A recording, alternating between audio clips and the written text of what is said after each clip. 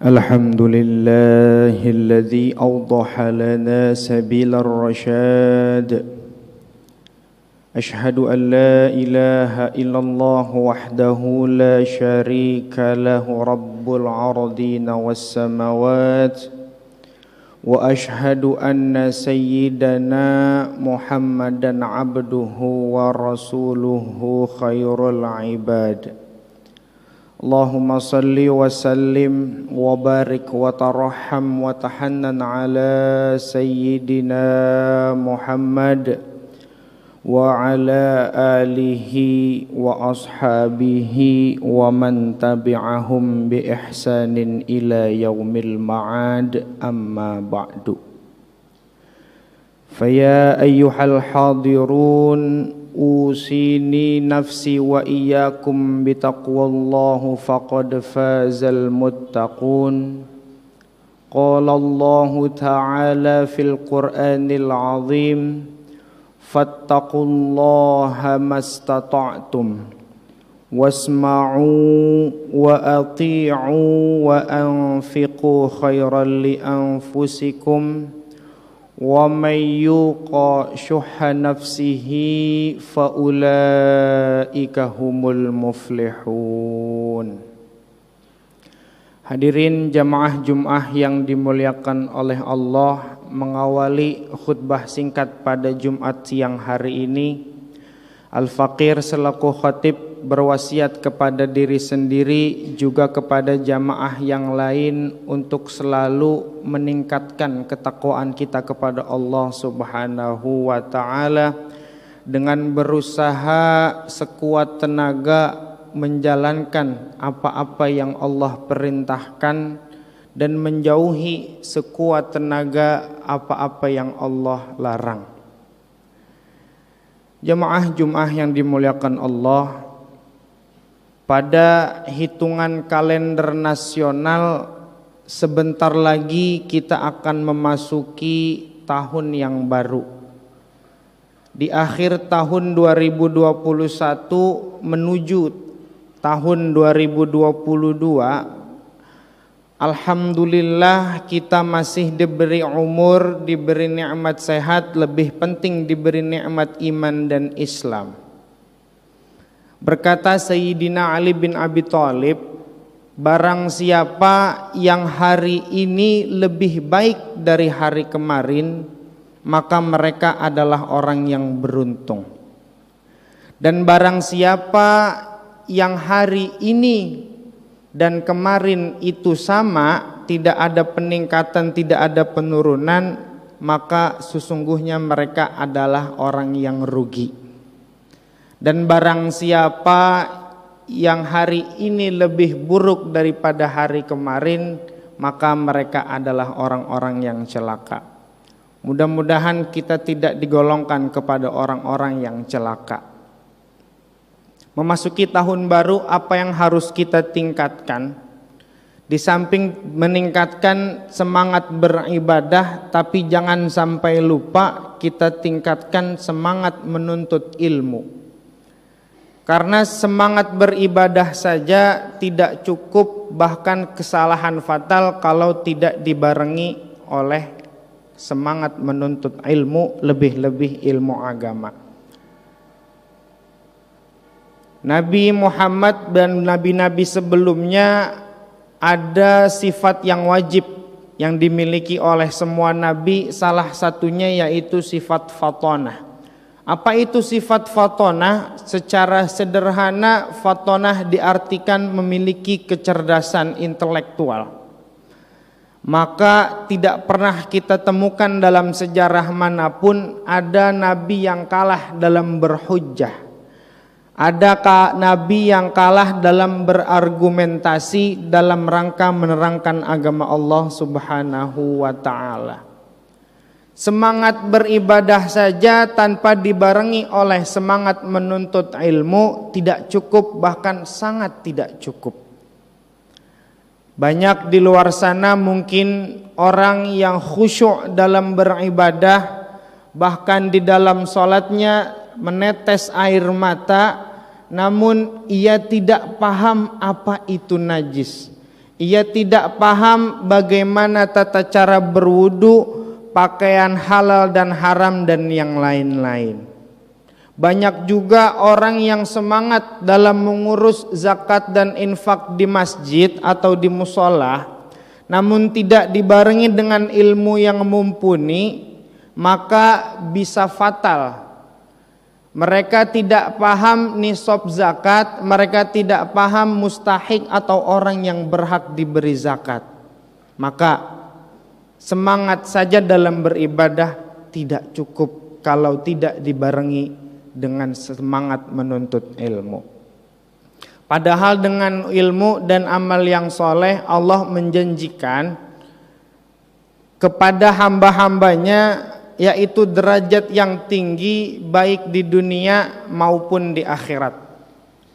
Sebagaimana dikatakan oleh Allah di dalam hadis qudsi atau di dalam Al-Quran, banyak yang menjelaskan bahwasanya orang yang beriman dan orang yang menuntut ilmu akan diberikan derajat yang tinggi oleh Allah Subhanahu wa taala. Begitulah pentingnya ilmu sebagai penopang hidup kita.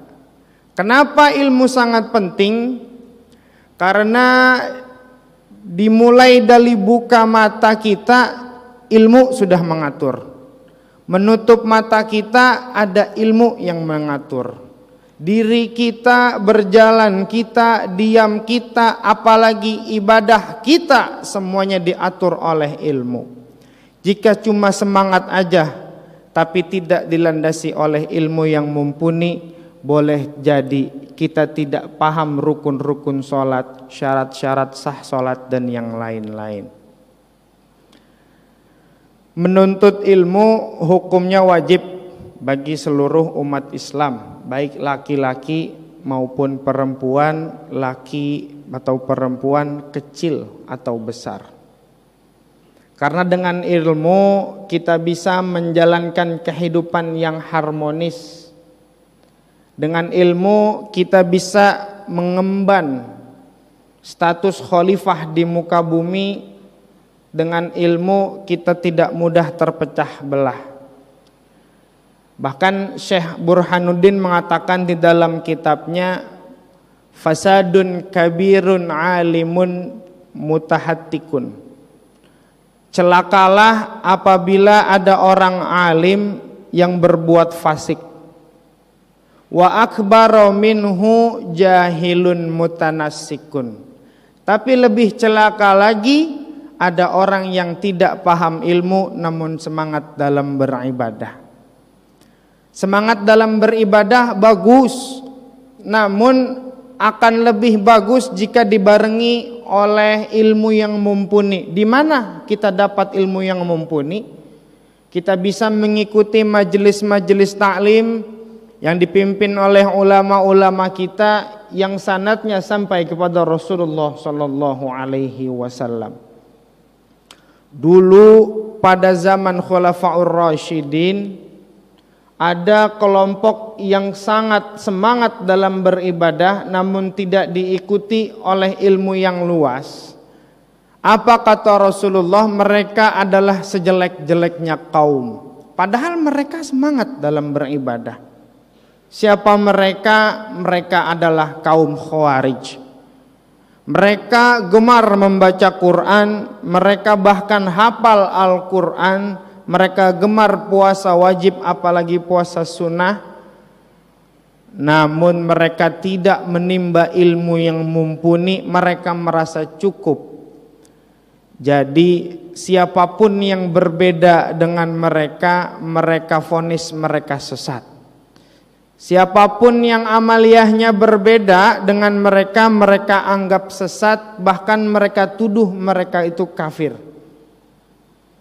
Padahal yang berhak memvonis orang itu ahli surga atau ahli neraka cuma Allah Subhanahu wa ta'ala. Kita sebagai manusia tidak punya hak untuk memvonis, apalagi memvonis saudara sendiri. Sayyidina Utsman bin Affan mati di tangan kaum Khawarij, bukan di tangan kaum orang kafir. Sayyidina Ali bin Abi Thalib, Sayyidina Muawiyah dan sahabat-sahabat yang lain meninggal dalam ibadah di tangan saudaranya sendiri, bukan di tangan musuh-musuhnya. Ini yang lebih berbahaya, orang yang semangat beribadah saja namun tidak menerima perbedaan.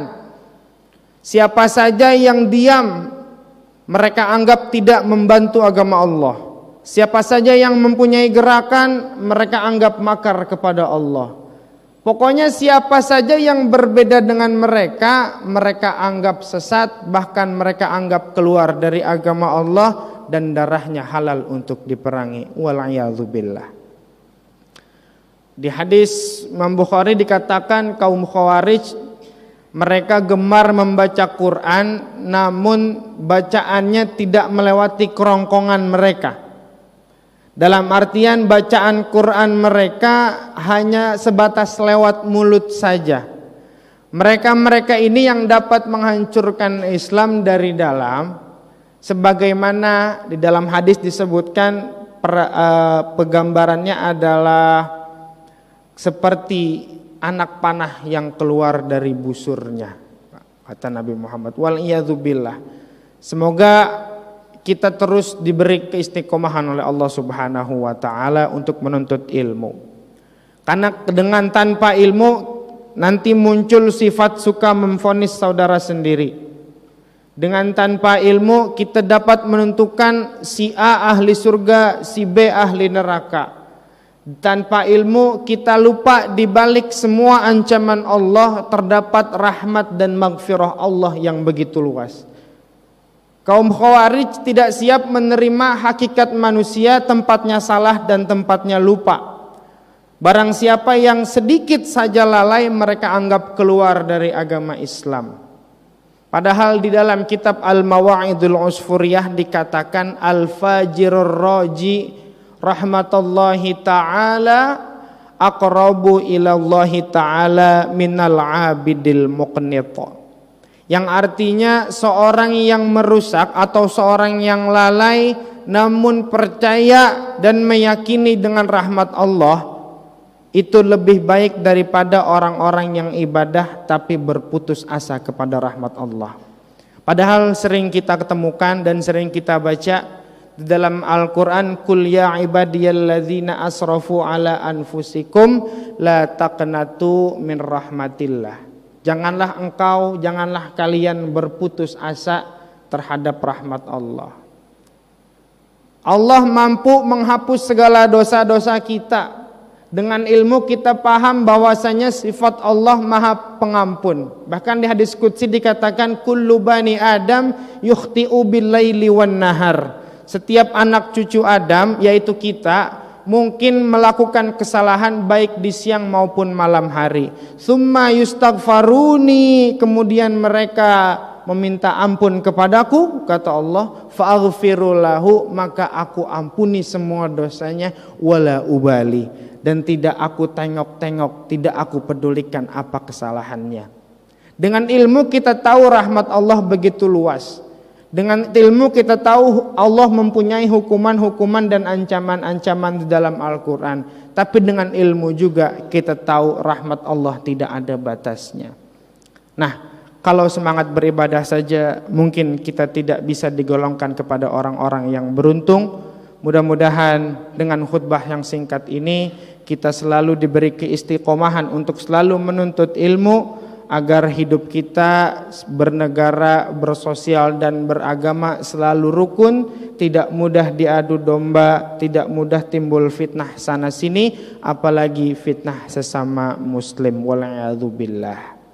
Barakallahu li wa lakum fil Qur'anil azim wa nafa'ani wa iyyakum minal ayati wa dzikril hakim wa taqabbala minni wa iyyakum tilawatahu innahu huwas samiul alim.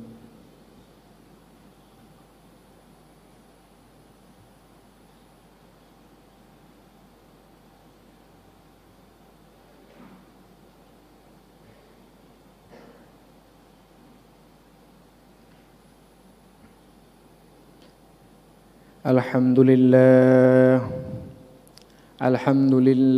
ala ihsanih wa syukru lahu ala taufiqihi wa imtinanih وأشهد أن لا إله إلا الله وحده لا شريك له وأشهد أن سيدنا محمدا عبده ورسوله الداعي إلى رضوانه اللهم صل وسلم على سيدنا محمد وعلى آل سيدنا محمد فيا أيها الحاضرون اتقوا الله فيما أمر وانتهوا عما نهى واعلموا أن الله أمركم بأمر بدأ فيه بنفسه وثنى بملائكته بقدسه وقال تعالى إن الله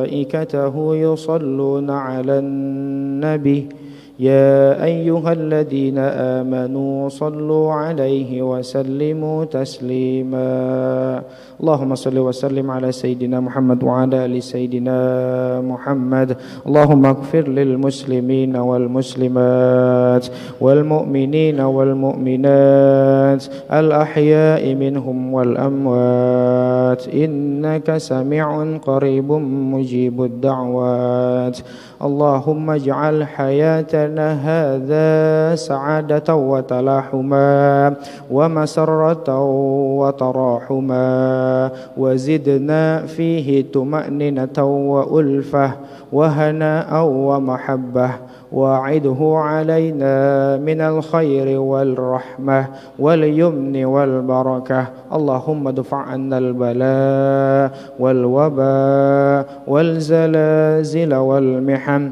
ما ظهر منها وما بطن من بلدنا إندونيسيا خاصة ومن بلدان الإسلام ربنا آتنا في الدنيا حسنة وفي الآخرة حسنة وقنا عذاب النار عباد الله إن الله يأمركم بالعدل والإحسان وإيتاء ذي القربى وينهى عن الفحشاء والمنكر والبغي يعظكم لعلكم تذكرون فاذكروا الله يذكركم واشكروه على نعمه يزدكم ولذكر الله أكبر أقيم الصلاة